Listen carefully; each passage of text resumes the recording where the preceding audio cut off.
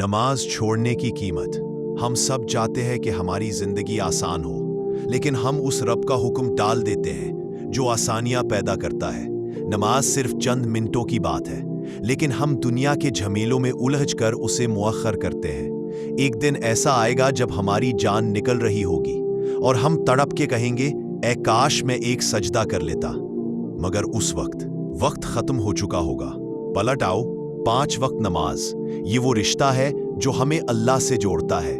जो ये रिश्ता जोड़ ले, अल्लाह दुनिया और आखिरत दोनों आसान कर देता है।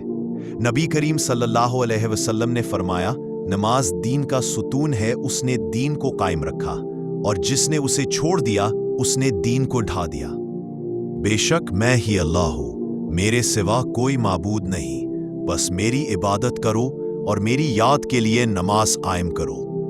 तबाही है उन नमाजियों के लिए जो अपनी नमाज से गाफिल रहते हैं। अगर आप किसी अपने को देखते हैं जो नमाज नहीं पढ़ता, तो उन्हें नरम लेकिन अज़्म के साथ याद दिलाइए, अल्लाह से उनका रिश्ता नमाज के जरिए बनता है।